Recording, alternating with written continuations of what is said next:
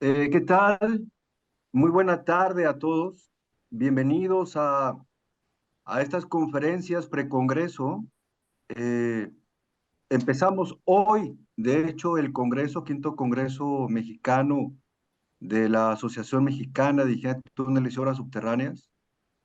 Y es para nosotros un honor, además de estar agradecidos, de que el ingeniero Francisco Ávila, quien tiene toda una trayectoria de más de 35 años en el gremio de la ingeniería internacional, sea el primero que inaugura de esta forma el Congreso a través de estas conferencias previas a los días en particular.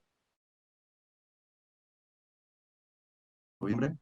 Reitero, Francisco, nuestro agradecimiento y reconocimiento a tu trayectoria. Eh, es la primera de ellas. Veremos de aquí en adelante cada martes otra. Y para conocer un poco del ingeniero Francisco Ávila, voy a comentar brevemente su semblanza, su trayectoria profesional, un poquito de lo académico. Él es egresado de la Universidad Fridericiana, si es que lo he pronunciado bien, en Karlsruhe, Alemania. Eh, Estudió, por tanto, en Alemania y fue criado y formado ahí. Es ingeniero de caminos. Empezó su carrera profesional, como lo he mencionado, hace más de 35 años. De estos, 30 son en el ámbito de la ingeniería de túneles. Empezó hace 35 años, un poco más, en una empresa alemana de construcciones metálicas. A continuación pasó a formar parte de diferentes y grandes constructoras alemanas para las cuales trabajó en distintos países, ¿no? Ciudades como París, Barcelona, Lisboa, Buenos Aires, ¿no? Y ahora medio mundo casi. Y en el año 2000 fue fichado por Herrenknecht Ibérica para armar esta estructura española. Hoy día es el CEO de HK en países como Panamá, México, Perú, Colombia, y bueno, toda una trayectoria en este medio tan importante y que tanto nos apasiona de la ingeniería de túneles y obras subterráneas. Francisco, en verdad, te agradecemos el que estés hoy con nosotros, ¿no? Es una oportunidad para nosotros de poder escucharte y en este tema tan interesante que son parámetros generales para seleccionar y dimensionar toneladoras, ¿no? Se dice fácil, pero en realidad es un tema muy ambicioso y sin más por el momento, adelante, ingeniero Ávila. Gracias por estar con nosotros. Te vemos y te escuchamos con gusto, Francisco. Bienvenido. Muchísimas Gracias. gracias, Juan. Muchísimas gracias por la presentación y buenas tardes o buenos días o buenas noches a todos los que estén aquí como oyentes en algún lugar del mundo, porque me han comentado de que se están conectando de muchos lugares. Y bien, vamos a ver si comparto aquí la pantalla.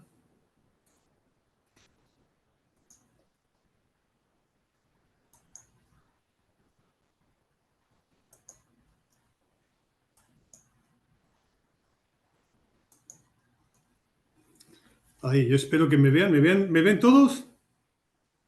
Bastante bien. Vemos tu Ok. presentación y también tu imagen. Gracias, Francisco. Muy bien, pues bueno, como pueden ver, soy de la empresa Herrenknecht. Estoy radicado ahora mismo aquí en Panamá y desde aquí veo toda una zona que abarca desde México hasta Perú, en la cual tenemos algunos proyectos donde están actuando tuneladoras nuestras. Y la verdad que cuando se habla así con los clientes o con las ingenierías, con algunos consultores, asesores en el mundo de los túneles, siempre de vez en cuando aparecen como unas mismas preguntas que es, oye, cómo son los parámetros o cómo son qué es lo que se tiene en cuenta para seleccionar y dimensionar una tuneladora, ¿no? Y evidentemente casi siempre pensamos en lo que es lo que aporta el terreno para que la máquina pueda avanzar y hacer el túnel, pero son muchas otras cosas más. Son muchas otras cosas más que yo les voy a presentar aquí en esta ponencia, a grosso modo, porque evidentemente no puedo entrar en detalle debido al tiempo que es muy limitado, pero bueno, al final de la presentación ustedes tienen posibilidad de hacer preguntas o algunos ruegos o consultar algunos detalles más y ahí podemos dar respuestas también a ello. Entonces, bueno, voy a empezar. He estructurado mi presentación con estos 4 puntos. No me gusta tampoco complicarlo demasiado y mucha abundancia porque si no uno se pierde. Después de una breve introducción voy a pasar a explicar en el punto 2 los parámetros principales que son los que definen, digamos que más que nada, las características de la máquina. Después voy a explicar algunos parámetros secundarios que definen otras cosas que tenemos que tener en cuenta para el dimensionamiento y, digamos que, el diseño de las máquinas. Y al final, pues, como les dije, daremos un espacio para ruegos y preguntas que ustedes puedan tener. Entonces, empezando con la introducción, ya la Asociación Alemana de Obras Subterráneas ya explica en su comité alemán de túneles, explica un poquito cuáles son los parámetros principales que definen o que son importantes para, digamos que, determinar una tuneladora. Evidentemente siempre está la geología, el primero. Después el sistema, el comportamiento del sistema. Hay diferentes, se evalúan diferentes tipos de máquinas. Una de las cosas más importantes es el transporte del material excavado y su disposición final. Eso también es algo que se tiene muy en cuenta para la definición de una máquina. Con todo eso se define el tipo de máquina que finalmente es el más adecuado o el más idóneo para ese proyecto en concreto, y después lo que se hace es se va seccionando en diferentes partes lo que es el túnel, porque por lo general no tenemos en un túnel una única formación geológica, sino que tenemos varias. Entonces, de ahí que ese tipo de máquina que se ha fijado, pues al final se tiene que adaptar a las diferentes formaciones geológicas que se encuentran a lo largo del trazado, cambiando parámetros, cambiando presiones, cambiando formas de monitorear y formas de pilotear la máquina y demás. Vamos a repasar un momento los gruesos tipos de máquina que tenemos. Tenemos por una parte lo que son los mix shields, las máquinas EPB, las máquinas de presión de tierra, de presión de confinamiento de tierra. Estas máquinas actúan principalmente en suelos con cohesión. Después tenemos otro gran grupo que son las máquinas mix shield, que esas máquinas actúan en terrenos con poca cohesión, tipos arenas o gravas, pero con mucho aporte de agua, con mucha presión hidráulica. Y después tenemos lo que son las máquinas de roca, que las dividimos en 2 partes. La parte de rock shield son las máquinas en las cuales la roca no es competente, posiblemente tenga fallas. Son también máquinas abiertas, pero que debido a sus características corren peligro de que haya derrumbes y por eso se utilizan escudos.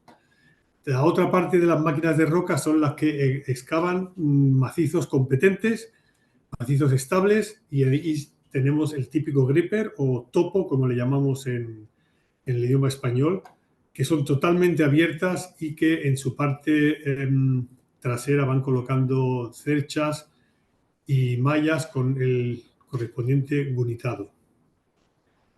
El campo de acción de estas máquinas, especialmente de las máquinas de suelos, como es por ejemplo el EPB Shield, aquí tenemos ahora mismo máquinas de 1,70 m de diámetro hasta 16 metros, es lo que hay ahora mismo en el mercado, 16, 17 metros, se está adentrando también en los 17 metros del diámetro, y actúan en lo que es la parte de las arcillas, los limos, las arenas y los suelos mixtos.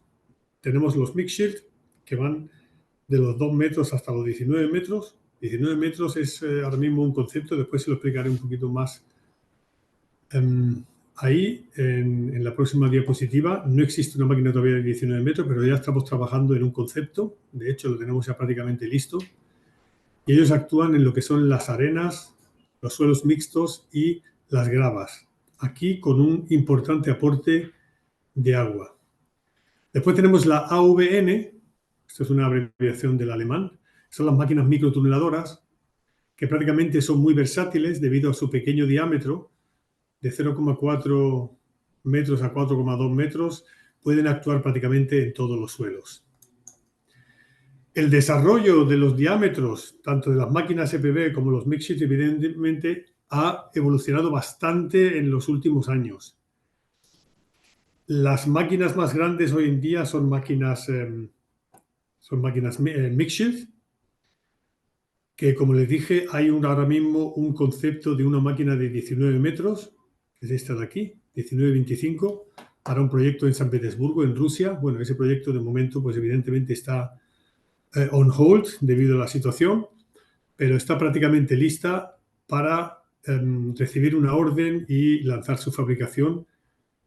También se están trabajando ya en lo que son conceptos para las máquinas de 22 metros, también de Big Shield. Las máquinas EPB hasta ahora, que empezaron en el 91 con 6,26 metros, han vivido una evolución muy fuerte, muy rápida, muy desarrollada también, con hitos como las máquinas de 12 metros que se utilizaron en Barcelona, las máquinas de 15 metros 20 que se utilizó en Madrid y las máquinas de 16 metros y algo más en Italia. O sea, esas máquinas han evolucionado bastante debido también a su capacidad de excavar diferentes tipos de suelos, que después más tarde lo vamos a ver eso.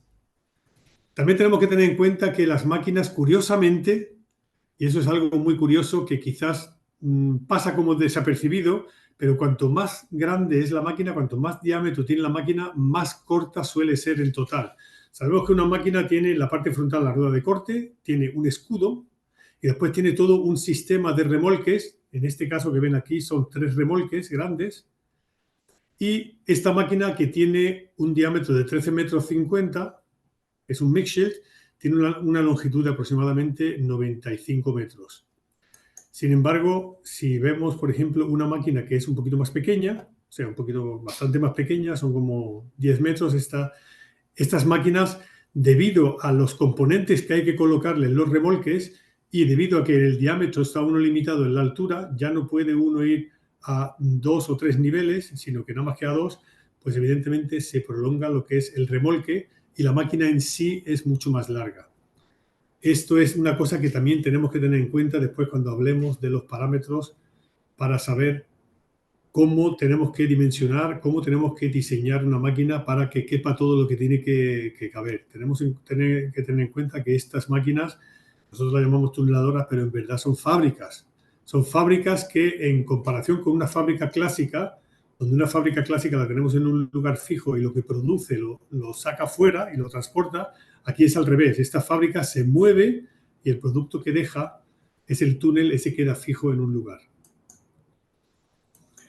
Pasamos a los parámetros principales. ¿Cuál es el parámetro más principal y más importante que nos preocupa? Evidentemente es la geología, porque eso va a definir muchísimas cosas, aunque no todas, pero sí que define muchísimas cosas para asentar una base de decir, ajá, estoy ahora necesitando una máquina de tipología tal.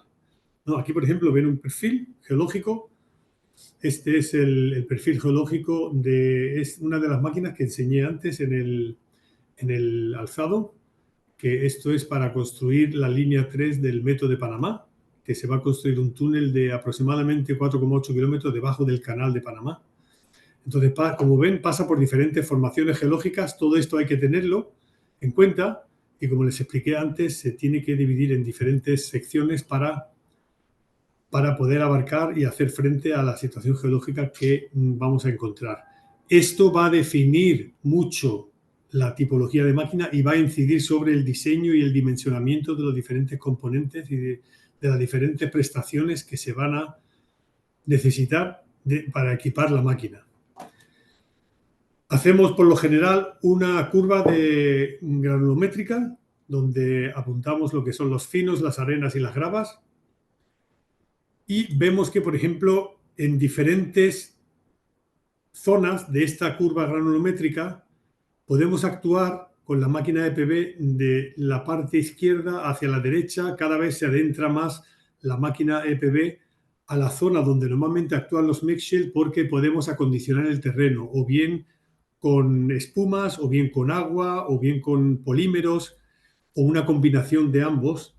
Eso es importante tenerlo en cuenta porque eso al final también nos va a definir qué tenemos que prever en la máquina para que haga frente a situaciones geológicas diferentes, y no solo a situaciones geológicas diferentes, sino a otro tipo de cosas, de situaciones más que más adelante veremos alguna de ellas. Todo esto al final acaba en un Geotechnical Baseline Report, que es el que nos da, digamos, toda la información necesaria. Con esto prácticamente definimos finalmente qué tipología de máquina vamos a necesitar para el proyecto, y con eso lo que hacemos es que después, en función de las diferentes formaciones geológicas que vamos a encontrar, pues ahí equipar la máquina con todos los extras que les hagan falta para excavar el túnel en esas formaciones. Por lo tanto, la geología define, claramente está la tipología de máquina. Con la tipología de máquina también se está definiendo en base a la geología, o sea, la geología aporta lo que son las presiones, tanto del terreno como del agua. Hay diferentes modelos que se tienen en cuenta hoy para los cálculos estructurales, incluso algunos se hacen con elementos finitos, y define lo que son el dimensionamiento de las chapas, define también lo que son las prestaciones de la máquina, como son, por ejemplo, la fuerza de empuje, el par, o sea, el torque que necesita el accionamiento principal para mover la rueda de corte, y transmitir esa fuerza hacia las herramientas que finalmente son las que excavan el material, con su cantidad de revoluciones que debe de tener la rueda de corte. Define también lo que son las herramientas que van a cortar el terreno, bien sean picas o bien sean cortadores o bien sean rastrillos. También la geología define lo que es el sistema de acondicionamiento del terreno, como les comenté antes, o bien con espumas o con simple agua o con polímeros, incluso algunas veces se utiliza también bentonita. Y sobre todo también cómo sale ese material para definir el sistema de evacuación del material excavado y su posterior disposición en algún lugar donde se vaya a vertir. Algunas veces incluso se utiliza ese material de excavación para procesarlo posteriormente para otro uso, otras veces pues simplemente es para disposición. Otro de los parámetros principales que incide sobre lo que son la definición de una máquina es el trazado. El trazado es una cosa muy importante. También eso está dado por el proyecto, y ahí, por ejemplo, tenemos que tener en cuenta de que, por ejemplo, este trazado que ven aquí, que este es el trazado de la línea 2, la futura línea 2 del metro de Bogotá, no es lo mismo que un trazado, por ejemplo, que es prácticamente recto, digamos con una ligera curva, debajo de un canal de agua, de una vía acuática, con diferentes formaciones. Incluso en este caso de Estambul había la falla encontrándose la placa asiática con la placa europea, ¿no? Es muy diferente realizar una tuneladora que vaya a excavar un túnel aquí que un túnel, evidentemente, meramente en una zona urbana donde hay avenidas, donde hay casas, edificios, hay posiblemente conductos e infraestructuras, instalaciones ya subterráneas que la máquina tiene que pasar, como por ejemplo vemos aquí en este otro proyecto. Esto es un proyecto que estamos ahora también analizando, este túnel de aquí, y hay aquí ya una línea que está en marcha, una línea de metro, otra parte que va a haber una línea futura de metro en construcción próximamente. Entonces, este tipo de cosas hay que tenerlas en cuenta también al dimensionar y al definir una máquina, al fijarla. E incluso este tipo de cosas también hay que tenerlas en cuenta. Esto es en Suiza, un túnel que se hizo para el tren saliendo de la estación, que pasaba por debajo de la ciudad. En este caso, por ejemplo, la máquina pasó tan cerca de un edificio que estaba bajo protección, que, por ejemplo, este edificio tenía 3 plantas subterráneas de aparcamiento, y la planta más baja, la planta más inferior, se tuvo que sacrificar porque la máquina pasaba demasiado cerca. Eso se preparó con tiempo, se hizo desde la máquina, se hicieron unos reforzamientos, lo que fue un tratamiento del terreno para que la máquina pudiese pasar sin que el edificio sufriese ningún tipo de asentamiento o algún daño. cosas y condiciones que se tienen que tener en cuenta a la hora de fijar la máquina. Esto es otro ejemplo que casi nadie se dio cuenta. Juan, tú que estás ahora en Madrid, a lo mejor lo puedes investigar un poquito más, pero se hizo ya un túnel debajo del Estadio Santiago Bernabéu del Real Madrid. Nadie se dio cuenta, los partidos de Liga y los partidos de Champions seguían su rumbo, mientras que la máquina pasaba tranquilamente por debajo haciendo un túnel para un ferrocarril que unía la estación de Chamartín del norte con la estación de Atocha en el sur de Madrid para el tren de alta velocidad. Para eso nosotros preparamos la máquina 299, la S299, de tal forma de que, además de que el diseñador, el proyectista, diseñó de tal forma para tener un suficiente recubrimiento, también estaba la máquina preparada para el control de esos asentamientos, para que no hubiese ningún tipo de problema y evidentemente cuando se pasó por aquí, que antes había pasado por edificios, la máquina fue de dirección norte a sur. En esta zona, pues, fue con un poquito más de cautela, se bajaron las velocidades, las revoluciones, se aumentaron un poquito las presiones para que no hubiese asentamientos y fue todo un tema, pero al final la máquina pasó sin ningún tipo de problemas. Esto es algo también a considerar cuando diseñamos máquinas. Finalmente, el trazado define parámetros importantes que tiene ya una máquina, como por ejemplo puede ser la articulación del escudo, la longitud del escudo. Eso muchas veces es muy importante. ¿Por qué? Porque la longitud del escudo también define dónde ya prácticamente el terreno empuja sobre las dovelas y no más sobre el escudo. Entonces hay máquinas que tienen unos escudos más largos por temas de geológicos, por temas también de convergencias, otros que pueden ser más cortos. La conicidad del escudo es importante también. Siempre los escudos son un poquito cónicos, no es que sean cónicos del todo, pero tienen como diferentes diámetros en diferentes etapas que al final, sobre todo, pues marcan una conicidad. Las prestaciones que tenemos que tener en cuenta aquí en la máquina son eso, como expliqué antes también en Suiza, la capacidad para realizar sondeos, posibilidad de realizar inyecciones para mejoramiento de terreno y el control de asentamientos muy importante en zonas urbanas. Las filas de cepillos de cola lo define también porque tenemos que tener en cuenta que el cambio de cepillos dentro del túnel siempre es mucho más problemático que, por ejemplo, si hacemos una línea de metro, como se ve aquí, que esto es una línea de metro, en esta parte, esto es en Malasia, ¿no? Donde prácticamente cada kilómetro tenemos una estación y ahí podemos acceder libremente y de forma atmosférica a los cepillos y cambiarlos con tranquilidad y con eficiencia. En el túnel el cambio de cepillo siempre se torna mucho más complicado. Incluso solo es posible cuando son 3 filas, una fila, a lo sumo 2, pero eso ya se torna un poquito más complicado.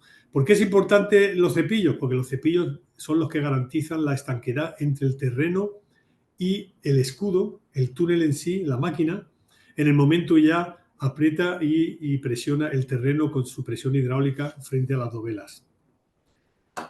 Sistema de inyección del trastos va conectado con lo que son las filas de cepillos de cola para rellenar ese espacio anular que se necesita entre el exterior de la dovela y el corte que ha hecho la máquina en el terreno. Tenemos también otro parámetro importante que es el diseño del túnel definitivo. Esto es un diseño de un túnel con dovelas. Aquí ven, por ejemplo, las diferentes dovelas que hay. Esto es un anillo 1, 2, 3, 4, 5, 6, 7, 8 más 1. Tiene 8 dovelas grandes y una dovela clave. Esto es importante también para definir especialmente el tema de los cilindros de empuje, porque lo que se requiere cuando se hacen túneles con dovelas es que evidentemente ese revestimiento que va a formar parte de las paredes del túnel sea estanco. Entonces lo que se hace es que los anillos estos universales de dovelas tienen diferentes posiciones. Entonces estas posiciones, como ven aquí, está marcado en negrito, en la posición de la clave, da prácticamente la vuelta al reloj y son las diferentes posiciones que se puede ir colocando el anillo para que cumpla con su función para lo cual está diseñado. ¿Qué ocurre? Todas estas posiciones que aquí se muestran muchas veces no son irrealizables porque se quieren evitar cruces de anillo a anillo en cruz. Las cruces en cruz las juntas en cruz siempre son problemáticas desde el punto de vista de estanquidad, porque las juntas de estanquidad funcionan mejor si son en forma de T que en forma de cruz. En forma de cruz siempre hay un pequeño riesgo de que no presionen las juntas de estanquidad una frente a la otra, se queda siempre un pequeño espacio entre medias y por ahí es donde quizás la presión del agua puede superar lo que es la retención que ejerce esa junta de estanquidad y puede haber filtraciones en esa parte. Entonces, quiere decir que en función de cómo esté diseñado el anillo y las posiciones que tengamos de la clave, puede ser que algunas posiciones estén eliminadas, se eliminen de entrada, pero eso no es problema porque siempre y cuando la conexidad del anillo permita hacer las curvas o las subidas y las bajadas que necesita el trazado, prácticamente es viable y se puede contemplar de esa manera. Hay aquí un pequeño detalle que les quiero mostrar porque es muy importante para nosotros, quizás algunas veces se obvia, pero este ángulo que tiene la dovela clave es muy importante porque con este ángulo definimos lo que es la longitud de los gatos de empuje. Si ustedes tienen aquí en cuenta estos que están aquí esquemáticamente pintados con las partes negras y la parte blanca entre medias, esto es como una especie de esquema de cilindro de empuje. El VTR es también una abreviación alemana que es la dirección de avance. La dirección de avance es hacia abajo, o sea, en este caso de la imagen. Las dovelas cuando se colocan, los cilindros de empuje se retraen, se coloca la dovela y después se presiona para aguantarla. Entonces, al final, justo antes de cerrar el anillo, queda lo que es la clave por colocar. Esta clave por colocar es importante cómo se diseñe porque el ángulo este que tenemos aquí, este ángulo, va a marcar lo que es la carrera de estos cilindros de empuje. ¿Por qué? Porque nosotros decimos siempre que para colocar holgadamente y de forma correcta una dovela clave, en los lados, cuando el elector coloca la clave en esta posición, debe de quedar mínimo 50 milímetros para que el operador, el colocador de anillo, pueda trabajar de forma cómoda y de forma fiable y de forma segura.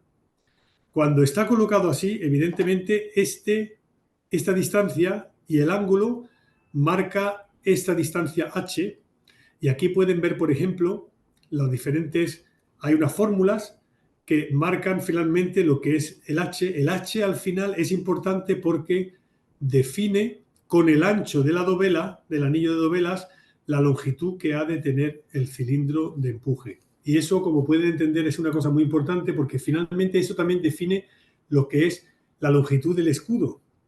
Porque tengan en cuenta de que este anillo que se está colocando y parte del anterior están todavía bajo la protección del escudo. Entonces, eso es importante también para saber cuán de largo tiene que ser el escudo, cómo han de ser las chapas y esas chapas a toda la presión que están expuestas frente al terreno y frente al agua. Simplemente esto se lo muestro aquí para que tengan la sensibilidad de tener en cuenta de que este ángulo es importante contemplando esta distancia que hay aquí. Hay algunas empresas que optan por que sean más, otras empresas que quizás dicen no me hace falta tanto, menor, pero nos hemos dado cuenta que cuando es menor la probabilidad de que haya daños a la colocación de la dovela, de la última dovela, de la clave, son mayores. Entonces eso es lo que prácticamente queremos evitar con este cálculo y estas medidas. El diseño del túnel definitivo también marca, por ejemplo, como esto. Esto es un túnel de metro, así es como debe de quedar. Y entonces, como ven aquí, la máquina deja prácticamente colocada la pared, o sea, los anillos de dovelas de forma circular, pero siempre hay una base donde se colocan lo que es la infraestructura debido a que en la parte inferior sería muy desaprovechado. Se tiene que ir uno un poquito más subiendo en lo que es la sección circular para ganar ancho y poder, como en este caso, que se puedan lanzar dos trenes en un mismo tubo, ¿no? Hay algunos otros proyectos, sobre todo viales o algunos otros, digamos que más exóticos, como es aquí el monorriel, que prevé también que la máquina coloque otros elementos en la parte trasera después de los remolques. Entonces, si eso es así, como por ejemplo aquí, con este cajón inferior y estos estas vigas para un monorriel o, por ejemplo, para carreteras, para autopistas. Esto, por ejemplo, se hizo en París y se ha hecho en varios lugares del mundo también, creo que en Asia también se han hecho. Entonces, muchas veces lo que se intenta es que cuando va pasando la máquina haciendo la excavación y colocando la pared del túnel, las dovelas, también en la parte trasera, después de los remolques, se van colocando ya algunas de las estructuras para conformar la estructura, la configuración final del túnel. Eso simplemente es para ahorrar tiempo y aprovechar eficientemente los trabajos que se realizan. En ese caso tenemos que tener en cuenta ciertos elementos, ciertos componentes en la máquina para que esto sea posible. Entonces aquí, por ejemplo, aquí está como un resumen del diseño definitivo del túnel, qué es lo que define en la máquina, la cantidad de cilindros de empuje, sus dimensiones, la longitud de la cola del escudo, también evidentemente las dimensiones de las zapatas, porque no es lo mismo que presionen sobre unas paredes de anillos metálicos que si presionan sobre unas dovelas de hormigón armado, que es lo más habitual. Define también lo que es el alimentador de dovelas. Depende cómo sean las piezas de grandes, depende del anillo, si es un 8+1, un 6+1 o un 7+0, que también los hay. Desde el punto de vista de prestaciones, evidentemente define lo que es el sistema hidráulico con sus presiones para los cilindros, la capacidad portante que tenga el erector para mover ese tipo de dovelas. En este caso entra mucho el espesor de la dovela y el ancho de la dovela, si son de 1,50 m, 2 metros, 1,60 m, 1,30 m, 1,20 m. Con eso también definimos lo que es capacidad del erector. La posibilidad de los cambios de cepillos muchas veces incide también sobre la carrera de estos cilindros, ¿no? Que a lo mejor hay que equiparlos con una carrera adicional de 200, 300 o 400 milímetros para poder acceder a la primera fila de cepillos. La longitud del remolque, eso depende también de lo que es la infraestructura final del uso definitivo que se le va a dar al túnel, como le expliqué, si se va a utilizar para una autopista con diferentes niveles, si se quiere ya dejar algunos de los componentes ya listos o no. Y los equipos adicionales de elevación y manipuleo para ese tipo de elementos que se quieran colocar en la parte trasera ya del remolque. Esos eran prácticamente los parámetros principales de la máquina, pero no acaba ahí la cosa. Nosotros cuando diseñamos las máquinas y las dimensionamos, también tenemos que tener otro tipo de cosas en cuenta que no tiene que ver ya tanto con la tecnología, no con la tipología de máquina, sino con otro tipo de cosas como, por ejemplo, pasamos aquí a lo que es el transporte. Imagínense que tenemos que transportar una máquina de Alemania hasta México. Entonces, evidentemente, esto va a incidir mucho sobre cómo tenemos que diseñar la máquina, en qué partes la tenemos que partir, cuántas piezas va a tener ese puzzle de máquina, porque evidentemente no solo vale con fabricarla y montarla en nuestra fábrica, la tenemos que llevar al lugar de obra y allí tiene que funcionar como tal.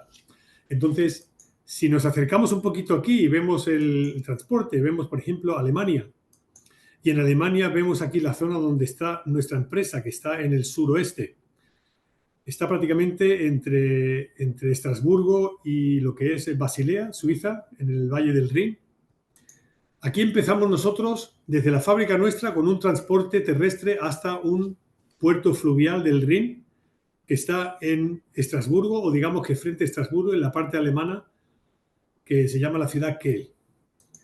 Bien, una vez que se ha transportado a ese puerto fluvial y se ha cargado sobre una barcaza, esa barcaza sube todo el Rin hacia el norte y va a uno de los dos puertos más importantes que accedemos nosotros con nuestros equipos, o bien en Holanda, que puede ser Rotterdam, o bien puede ser en Bélgica, que puede ser Antwerpen. Entonces, este transporte ya de por sí también tiene sus limitaciones. Una vez que llegamos a uno de los dos puertos, llega lo que es el transporte marítimo, cruzando el Atlántico, adentrándonos en el Mar Caribe, y cuando es una máquina para México, por lo general suele llegar al puerto de Veracruz. Y en el puerto de Veracruz, ahí ya se realiza lo que es el transporte terrestre hasta el lugar donde vaya a actuar la máquina, bien sea en la Ciudad de México, bien sea en Guadalajara, o ojalá en algún momento dado sea en alguna otra ciudad como Monterrey o cualquier otra ciudad. Entonces, ¿qué pasa? Nosotros nos vemos muchas veces enfrentados y encontramos este tipo de situaciones. Ya simplemente en el transporte terrestre en Alemania desde nuestra fábrica hasta el puerto fluvial. Entonces, como ven, tiene que pasar por pueblos que tienen unos anchos limitados, no podemos excedernos de estos anchos. Tienen unas alturas, unos gálibos en pasos inferiores que tampoco nos podemos pasar. Esto, por ejemplo, hemos tenido aquí una situación muy parecida a esta con la máquina que estamos trayendo ahora mismo a Panamá. La máquina llegó aquí al puerto de Colón, en Panamá, y tuvimos que llevarla a un lugar de acopio intermedio para reducirle la altura del empaquetamiento, porque había un paso inferior que no pasaba la máquina por ahí para llevarla a la obra. Entonces, ese tipo de cosas tenemos que tenerlas en cuenta. Eso finalmente nos define también cómo tenemos que concebir la máquina para que pueda estar dentro de los límites que marcan lo que son las vías, principalmente por donde va a circular la máquina y llevarla a la obra. Aquí, por ejemplo, ven qué es lo que hay que tener en cuenta con este tipo de componentes que son enormes. Aquí, por ejemplo, se está transportando una máquina. Esto es casi la parte central de una rueda de corte de una máquina de 15 metros 20 que se llevó a Polonia. Entonces, como ven aquí, para este tipo de curva se tuvieron que poner unas plataformas giratorias encima de unos trailers, o sea, cortar el tráfico, evidentemente, con escolta y policía y evidentemente también muchos espectadores. Esto al final, cuando iba por la autopista, prácticamente nada más que se dejó una autopista de 3 carriles, se dejó nada más que para un carril, para el transporte público. El resto estaba ocupado por todos los convoys. Incluso es más, cuando llegó la máquina al mar del Este, aprovechó un río para llegar a un punto y a partir de ahí empezó lo que fue el transporte terrestre. Transporte terrestre, debido a que por esta parte corta, para llegar al lugar de destino, no podía circular, tuvo que dar toda una vuelta, llegar a la capital Varsovia y después bajar otra vez. Y en total, lo que hubiesen sido quizás 300 kilómetros, pues se convirtieron después en un transporte terrestre de 780 kilómetros.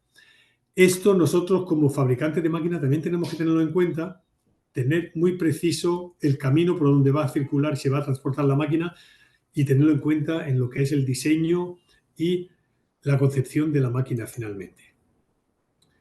Con esto, el transporte define la cantidad de piezas que tenemos que tener, evidentemente las medidas máximas, los pesos máximos, los puntos de lisado para la descarga, el manipuleo, dónde tenemos que hacerlo, calcular los centros de gravedad de las piezas pesadas, no solo para el transporte y el manipuleo, sino después más tarde también para el montaje. Tenemos que definir también si van a ser bulkheads o van a ser contenedores. Preferimos siempre que sean contenedores porque son mucho más fáciles de transportar. Son medidas estándar, son de 20 pies o de 40 pies. Es un transporte en contenedores muy práctico, muy habitual. En todos los países lo conocen. Pues prácticamente no hay que solicitar permisos. Los camiones pueden circular sin más, pero lamentablemente cuando estamos hablando de máquinas muy grandes, evidentemente no es posible y tenemos que echar mano a los bulkheads porque simplemente estos bultos grandes, además de que se optimiza la preinstalación tanto en fábrica como en la obra, no es posible ponerlos en contenedores. Entonces, esto es otra de los parámetros que tenemos que tener en cuenta. Después hay otro parámetro que también tenemos que tener en cuenta, que es el lugar de montaje y el desmontaje de la máquina. Aquí, por ejemplo, ven cuando tenemos mucho espacio en una obra vial, eso es una autopista en Italia, donde esta máquina, que quizás antes ya vieron la rueda de corte, aquí se ve un poquito en sus colores, una máquina de 16 metros 40, creo que era 16 metros 60, para una autopista. Entonces, cuando tenemos una situación así, evidentemente no hay ningún tipo de dificultad por parte de la obra. Pero no siempre es así. Algunas veces tenemos estas situaciones que se dan. Por ejemplo, aquí en un túnel de metro en España, en concreto en Barcelona. O, por ejemplo, aquí, en medio de la ciudad de Hamburgo, en un túnel, una obra para un túnel de metro en Alemania también. O sea, aquí se ven ya las limitaciones que hay para el montaje de la máquina y poder tener un montaje y una puesta en marcha eficiente. Incluso hay situaciones peores todavía, donde no hablamos ni siquiera ni de trincheras ni de estaciones, sino que hablamos de pozos. Pozos que, evidentemente, tiene sus limitaciones, se tiene que montar la máquina y prácticamente o se ha hecho antes una caverna por la parte de atrás para montar los remolques, o hay que hacer un stop and go y fijar un cordón umbilical para conectar en la superficie de los remolques y así arrancar la máquina, que desaparezca, deja espacio aquí para ir bajando sucesivamente remolque tras remolque.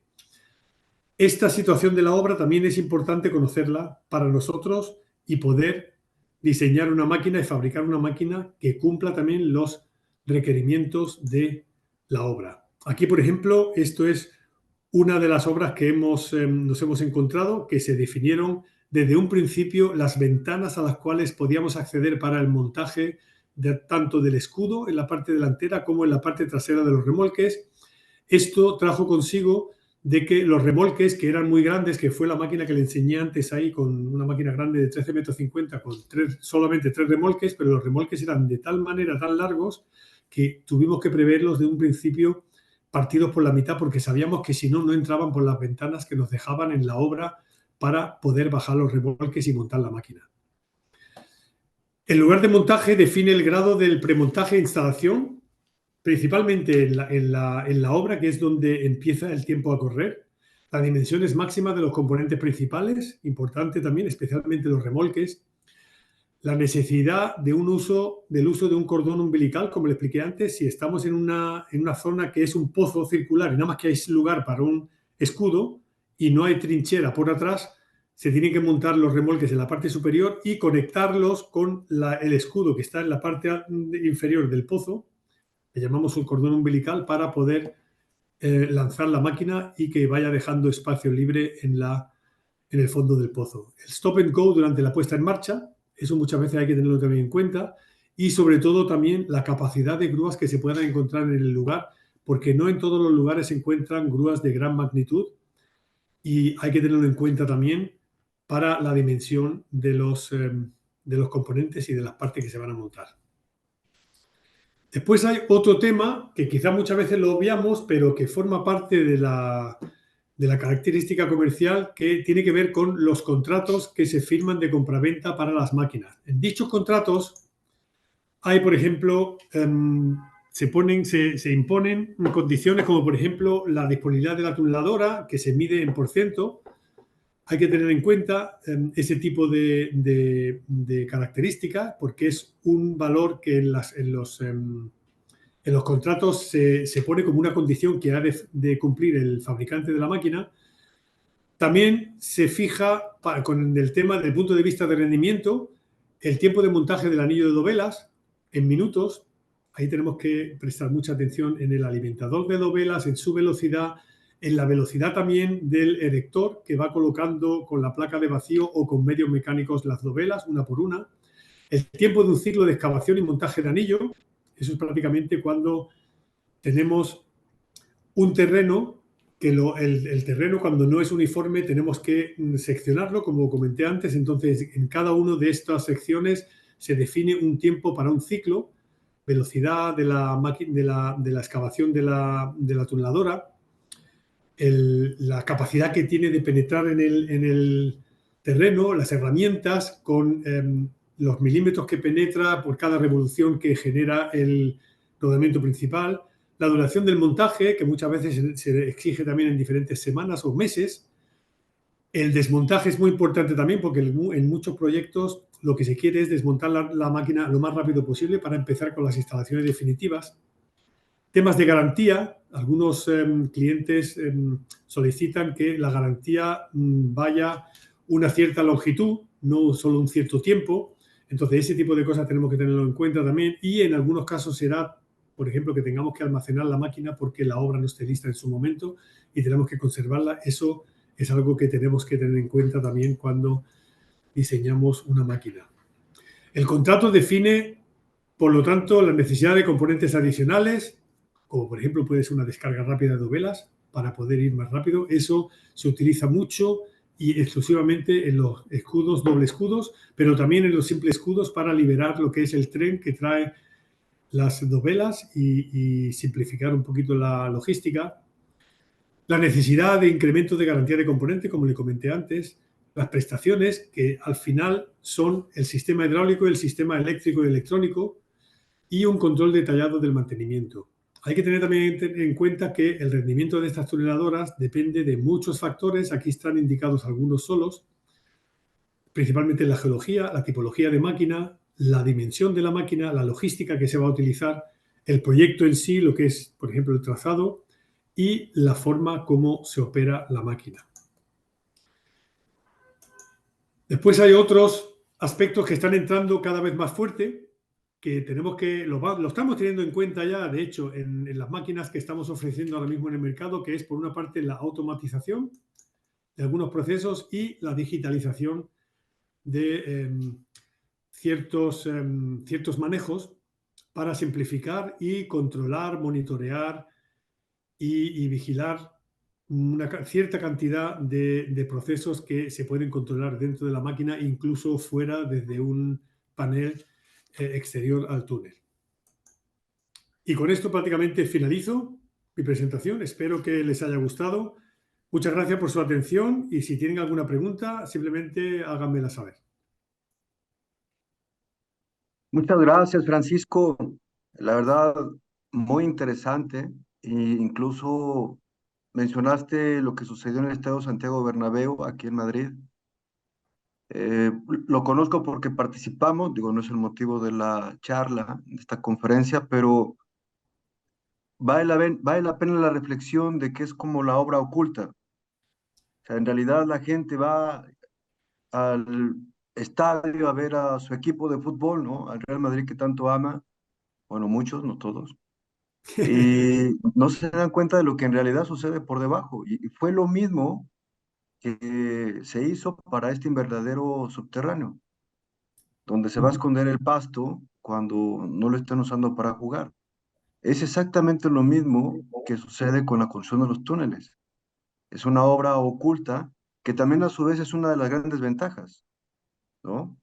Con respecto a los impactos que tiene un viaducto, por ejemplo, como ahora la obra Metro Línea 1 en Bogotá, que mencionaste, y que por suerte la línea 2 será subterránea. Así Muy mismo es. interesante, en verdad. Gracias, Francisco. Hay unas cuantas preguntas.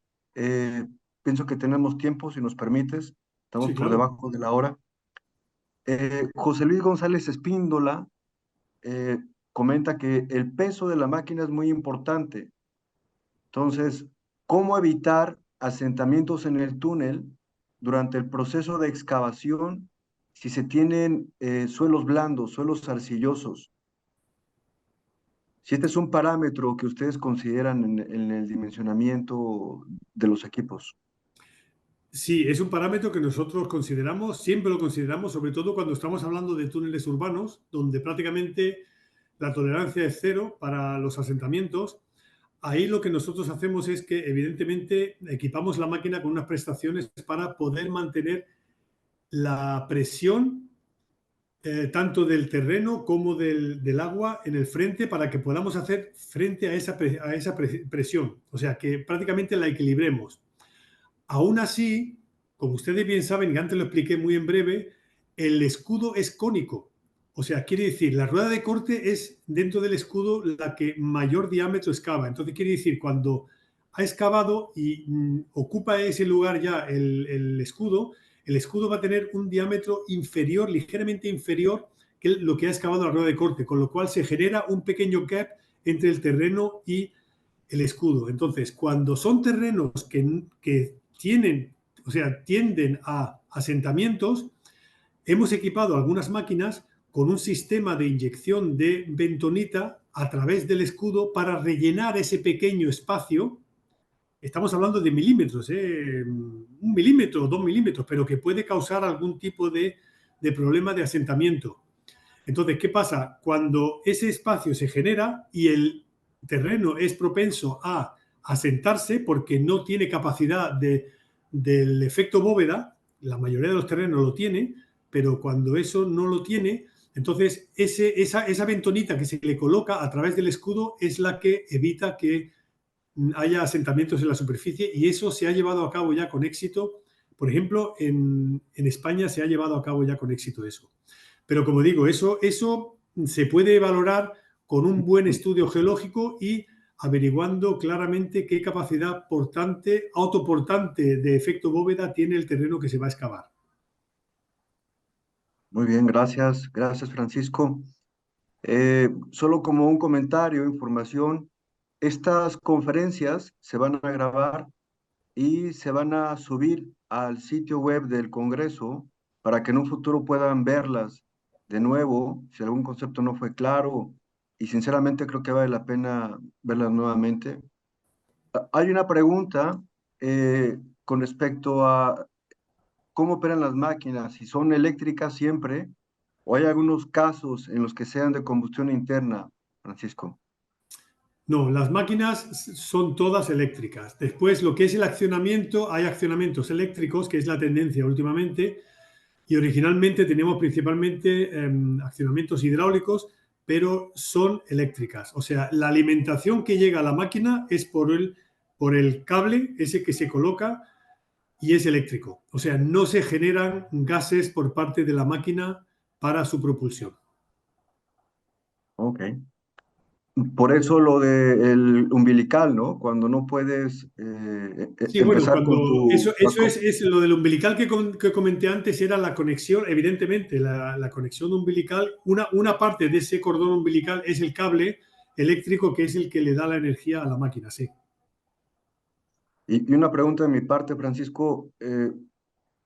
Una vez que hay un contrato, que previo a ello hubo todo un tiempo de definición del equipo en conjunto con el contratista general, el gobierno, la dependencia que se hará cargo de este proyecto, ¿cuánto tiempo se necesita para fabricar un equipo de estos?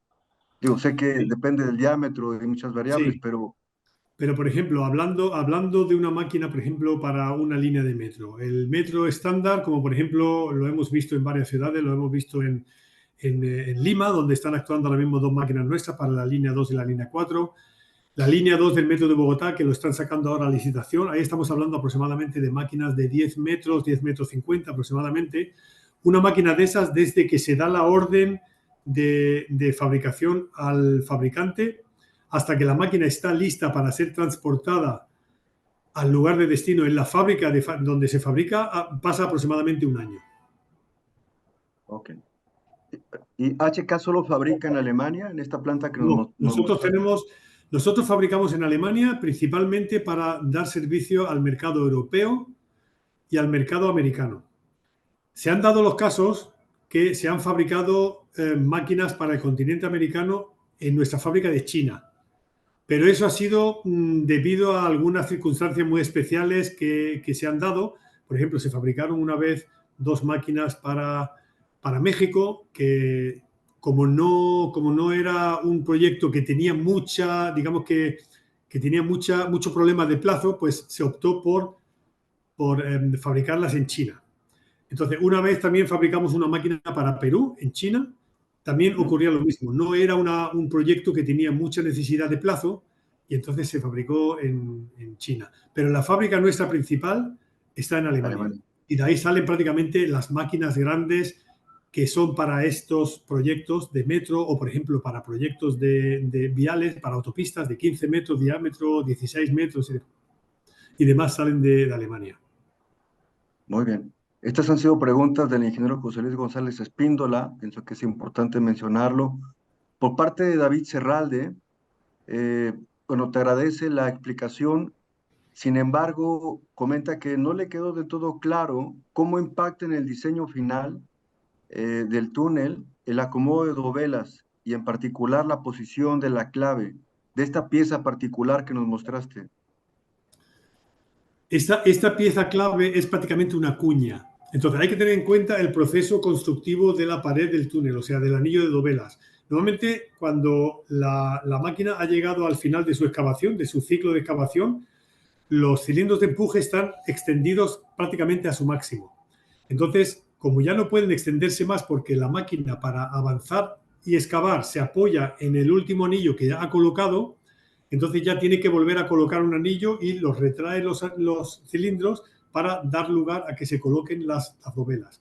Entonces se van colocando sucesivamente una por una las dovelas grandes hasta que finalmente queda un pequeño hueco donde va colocada la clave. Para que esa colocación sea de forma, o sea, se haga de forma correcta y se haga de forma que al final el anillo quede totalmente y perfectamente circular, es que se echa mano a una clave, a una cuña. Esa cuña tiene que cumplir ciertas características de ángulos y de espacio para poderla colocar, que fue lo que yo mostré antes en ese pequeño esquema, con los ángulos y las fórmulas y las distancias y demás, ¿no? Entonces, si tenemos en cuenta que no hubiese esa clave, entonces tendríamos prácticamente todo dovelas igual de grandes. Cuando tenemos dovelas todas igual de grandes, corremos el riesgo que si las otras dovelas no han sido colocadas bien, posiblemente la última dovela, que tiene los lados rectos, no entre. Entonces, eso se puede evitar cuando tienes una cuña que prácticamente se va abriendo el camino y en el momento que la vas empujando hacia adentro, si los anillos, si las dovelas de los lados han sido colocados un poquito más para adentro, van a extenderse con el empuje de esa máquina, de esa dovela en esa forma cuña. de cuña. Ese es el Y, motivo por el y, cual se echa mano a una dovela clave en forma de cuña. y esta pieza especial también influye cuando tienen que dar pequeñas curvas, porque Sí, el trazado también acepta cierta curva, ¿no? Cierto radio así es, en su sí. Eso es trazado. el diseño, eso es el diseño del anillo. El anillo no es perfectamente recto, o sea, sino que es también un poquito cónico, porque le llamamos el anillo universal. Si, por ejemplo, hablamos de un ancho de dovela de 1,50 m, posiblemente en una parte tenga 1,45 m y en la otra parte tenga 1,55 m. Entonces, eso, después, las diferentes posiciones que yo mostré antes, con esa pequeña clave que daba la vuelta al reloj, con todas esas posiciones, en función de cómo se coloque, con eso se puede ir maniobrando para colocar los dovelas de tal forma que se puedan realizar curvas o incluso pendientes ascendentes o descendientes. Aunque no son muy fuertes, ¿no? Realmente cuando el cambio de dirección es muy fuerte, hay que hacer un pozo, una estación Exacto. de Sí, cuando el metro. cambio, sí, normalmente si hablamos de máquinas, por ejemplo, de metro, que son, digamos que alrededor de 10 metros de diámetro, estamos hablando de radios, de radios mínimos de curvas de 250 metros. Pero ¿qué pasa? Normalmente la máquina no es la que tiene esa limitación. La que Ok, tiene la limitación es la infraestructura final y definitiva que va a entrar en servicio. Los trenes que van circulando por ahí no permiten hacer tampoco unas curvas muy estrechas. Eso originalmente se hacía en Londres. Hay curvas de creo que hasta 80 metros de diámetro, de radio, pero esos túneles se hicieron de otra manera y esos túneles ya hoy en día no se hacen. muy bien. Gracias, Francisco. Seguimos con un par de preguntas más en respecto de tu tiempo. Por parte de Iván Zacarías, ¿de qué diámetro es la máquina más grande que ha fabricado HK y para qué proyecto se construyó? Esa fue la máquina, una máquina Mixshield de 17 metros 80 y esa se fabricó para Hong Kong para un acceso de autopista del nuevo, o sea, del aeropuerto Chep Kak Lok hacia tierra firme. Esa máquina fue una máquina muy curiosa porque fue una máquina, en verdad fueron dos máquinas en una. Primero excavó un pequeño túnel de 17 metros 80 y después llegó a un pozo y ahí se le quitaron los elementos exteriores del escudo y siguió excavando otro túnel un poquito más largo de 13 metros y algo. Porque a partir de ahí ya la autopista se diversificaba, o sea, no iba todo por uno, sino que una parte era en una dirección y otra para otra dirección. Esa ha sido la máquina más grande que hemos fabricado nosotros ahora mismo, 17 metros 80. Y lo que está por venir, ¿eh? Sí, como digo, Seguramente tenemos ahí vendrán grandes un sorpresas concepto por de una parte de máquina ya ustedes. prácticamente listo para San Petersburgo, en Rusia, de 19 metros 20, sí. Wow, Pero vamos pasito a impresionante, pasito. sinceramente. No queremos dar pasos muy grandes porque queremos de alguna forma ir seguros y que los proyectos donde nos lancemos en estas nuevas dimensiones que también acaben con éxito. Por eso vamos pasito, despacito, despacito, pasito a pasito. Sí, sin duda. Otra pregunta por parte de Oscar Romano. En los casos donde la geología cambia radicalmente, por ejemplo, de arcillas a roca, ¿cómo se resuelve el problema? Y creo que eso está relacionado con el tema de los mixed shields, ¿no? Nos hablaste de la CPB, Creo que no mencionaste, o tal vez sí, pero los escudos de lodo, ¿no? De los escudos de slurry. Pero, ¿qué nos puedes decir de esto en cuanto al diseño de estas máquinas, Francisco? Cuando Sí, la esto es geología es muy importante. cambiante. Sí, esto es importante conocerlo de antemano porque nosotros podemos equipar la rueda de corte con herramientas tanto para una geología como para otra. Por ejemplo, yo no sé si todavía ven mi pantalla, ahí se ve en la diapositiva final, ven un extracto de una rueda de corte de una máquina grande, ahí ven unos cortadores y ven también unas picas. Entonces, nosotros tenemos la posibilidad de, cuando estamos en terrenos blandos, equipar la máquina prácticamente nada más que con picas, o sea, con herramientas para suelos blandos. Cuando llega la roca, prácticamente las picas las retiramos, le ponemos un protector de soporte y le colocamos los cortadores porque son los que actúan frente a la roca. ¿Qué ocurre? Muchas veces entra una cosa en contradicción con la otra. O sea, por ejemplo, la rueda de corte para mix shield o la rueda de corte para terrenos blandos tienen aperturas más grandes.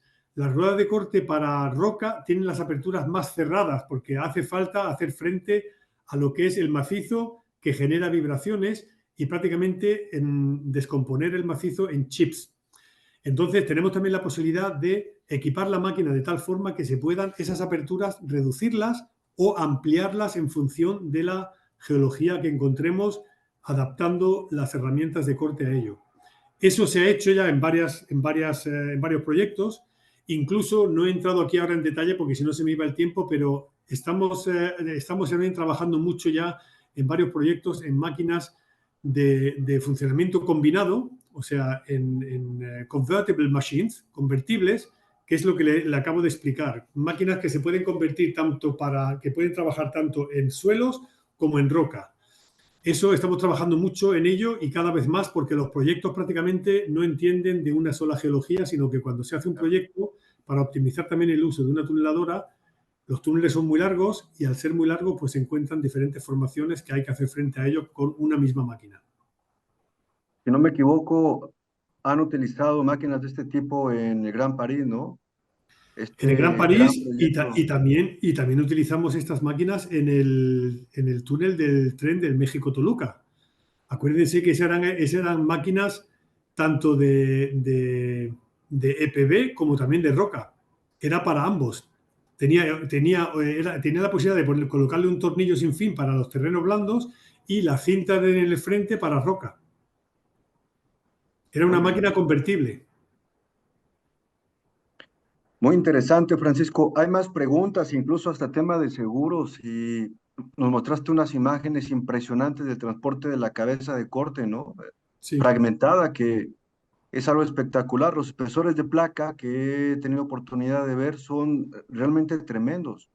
Entonces, segmentar una cabeza de corte de estas dimensiones, pues también les genera ciertos problemas en la obra, ¿no? Porque tienen que hacer unas claro, soldaduras súper particulares, con un control de calidad muy estricto, incluso exactamente, materiales de sí. importación. Sí, sí, sí. Y Cuanto más piezas tengamos que dividir la máquina o los elementos, los componentes, más tiempo después necesitamos también para armarla, porque al final la máquina, la rueda de corte tiene que funcionar como una sola unidad. Entonces ujú, son controles de calidad muy estrictos, personas, soldadores con certificación, tienen que tener la capacidad también de soldar en cualquier posición, sobre cabeza, inclinado, desde abajo, o sea, muy exigente ese tipo. De eso intentamos obtener la máxima información posible para poder optimizar todos estos trabajos que se exigen después en las obras. claro. Y en este sentido, hay aseguradoras que sí cubren el transporte de estos equipos, de todo el puzzle que nos has dicho. Sí, hay aseguradoras que cubren este transporte, pero Juan, el seguro del transporte es lo que menos. Donde las aseguradoras tienen un poquito más de dificultades es de asegurar una máquina cuando está trabajando en un túnel, cuando el túnel es complejo. Pero de Ah, eso prácticamente se encarga, digamos que el contratista, porque es el dueño de la obra, o incluso el dueño de la obra, la administración, el gobierno o demás, ¿no? Eso es lo que le llamamos incorporar la tuneladora dentro del seguro CAR, Contractors All Risk, ¿no? Que evidentemente esas pólizas son bien caras, actúan muchos peritos que vienen del punto de la ingeniería para las aseguradoras y poder ofrecer unas pólizas que cubran lo que son los trabajos de esta máquina en el caso de que haya algún imprevisto. No me quiero imaginar los montos de la póliza, ¿eh? Pero un par de preguntas más, Sí, eh, claro. porque siguen llegando. Y ¿cuál es la vida útil de estas máquinas? O sea, este equipo, ¿cuánto tiempo vive? ¿Cuántos kilómetros eh, pueden perforar? A grosso modo. A grosso modo, les digo simplemente, a grosso modo, una máquina de estas puede hacer 20 kilómetros. ¿Por qué 20 kilómetros? Ha habido máquinas que evidentemente han hecho más, hay máquinas que han hecho menos. Hay que tener en cuenta que estas máquinas se fabrican, estas máquinas grandotas, estas maquinotas, se fabrican, digamos, como prototipos para un proyecto muy, muy singular y muy, muy especial, ¿no? Entonces, llevarse la máquina de un lugar a otro siempre tiene cierta complejidad porque hay que hacerlo adaptar a las nuevas condiciones que se presentan en el otro proyecto. ¿Qué ocurre? Estas máquinas tienen componentes que son prácticamente más duraderas que otras. Por ejemplo, la electrónica es una componente que tiene una evolución muy rápida. Entonces, normalmente la electrónica de una máquina de estas, cuando arranca un proyecto y finaliza un proyecto de 3, 4, 5 kilómetros, digamos que dura, no sé, 3 años, 4 años aproximadamente, ese autómata que lleva la máquina, ya prácticamente si quiere hacer otro túnel, ese autómata ya se cambia. Se cambia porque ya prácticamente la electrónica ya no es la del estado actual del arte, no está up to date, entonces ese tipo de cosas se van cambiando. Otras cosas no, otras cosas se mantienen. Las estructuras metálicas y las estructuras de refuerzo al final son estructuras, son metales, son aceros. Entonces, eso se puede mantener. Eso va en función también de a qué desgaste ha estado expuesto, ¿no? Pero por lo general tenemos máquinas, y no son pocas, que han hecho 15, 20 kilómetros. O sea, por ejemplo, lo que se ha hecho en el Metro de Madrid, que como siempre ha mantenido el mismo diámetro y las empresas constructoras se hicieron con 2 o 3 máquinas, ellos han ido utilizando esas máquinas de un proyecto a otro. No tuvieron que cambiar mucho porque se mantuvieron en el mismo lugar, con la misma geología, en las mismas dimensiones y máquinas ya probadas. Entonces, eso sí, incluso es más, una de las máquinas que hizo el Metro de Madrid se llevó a hacer el Metro de Quito en Ecuador, que funcionó también bastante bien. ¿Pero por qué? Porque dentro del Metro de Quito había una parte, una vertiente muy fuerte que obtuvieron el diseño del Metro de Madrid y prácticamente fue una similitud en los diseños de ese túnel, de la línea 1 del Metro de Quito. Entonces, simplemente se puede decir a grosso modo, 20 kilómetros, sí. Alrededor de 20 kilómetros pueden hacer. Ok. Francisco, pues hay más preguntas. Después te las compartiré si tienes oportunidad de contestarnos en cuanto a la Claro que sí. estanqueidad de la máquina y si pueden operar con flujo de agua en su interior. Me parece que no, ¿no? Pero muy interesante, sinceramente. Poco tiempo para un tema tan amplio e interesante. Esta obra oculta tan necesaria para este aprovechamiento del espacio subterráneo en todas las dimensiones. Ingeniero Ávila, en verdad, muchas gracias por ser el primero de nuestros conferencistas en este quinto Congreso Nacional de Amitos. Francisco, en verdad, muchas gracias. Y Muchas gracias, esperamos Juan, vernos en noviembre. y espero que haya sido interesante la presentación. Evidentemente, soy consciente de que da lugar a muchas otras preguntas porque hay que repasarlo todo de forma que dé el tiempo. Pero mándame las preguntas, yo con gusto las respondo, y si alguien quiere ponerse en contacto conmigo directamente, lo puede hacer. En la página web de nuestra empresa está mi contacto, ahí tienen mi teléfono, tienen mi email y me pueden contactar cuando gusten. Ha sido un placer. Y aprovechen porque el ingeniero Ávila estará en el Congreso. Entonces, qué mejor que tomarse un café y platicar de sus También. experiencias de los cientos de rincones del mundo en los que he trabajado. Es una gran oportunidad. Por Muchas supuesto que gracias, sí. Al final de Francisco, y noviembre estaré en el felicidades. Congreso de Mitos. Sí, señor. Hecho. Felicidades por esta idea de la Unión Alemana, ¿eh? Disfruta de la Muchas gracias, fiesta. Juan. Un fuerte abrazo. Gracias a todos. Gracias. Nos vemos la semana que entra. Chao, Francisco. Hasta Gracias. luego. Chao. Muchas gracias a ustedes. Dios. Gracias.